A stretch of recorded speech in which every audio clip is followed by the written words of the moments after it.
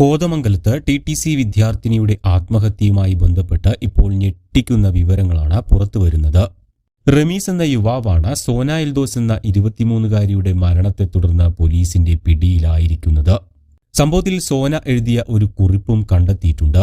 സോനയുടെ കുറിപ്പ് ഇങ്ങനെയാണ്: ഇങ്ങനെ ചതിക്കപ്പെട്ട് ജീവിക്കാൻ എനിക്ക് സാധിക്കുന്നില്ല.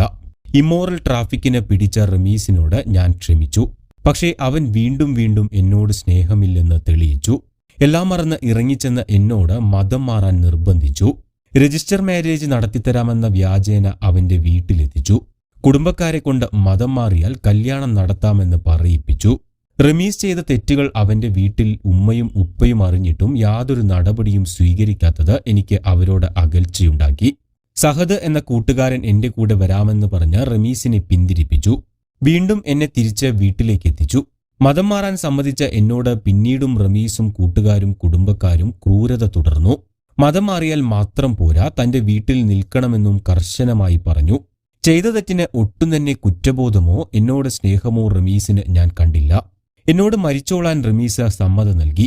വീട്ടിൽ ഇനിയും ഒരു ബാധ്യതയായി നിൽക്കാൻ സാധിക്കുന്നില്ല.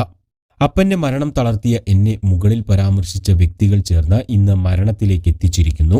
ഞാൻ പോകുന്നു. അമ്മയും ചേട്ടനും എന്നോട് ക്ഷമിക്കണം. ഞാൻ അപ്പന്റെ അടുത്തേക്ക് പോവുകയാണ്. ഇങ്ങനെയായിരുന്നു ആത്മഹത്യാ കുറിപ്പിലുണ്ടായിരുന്നത്.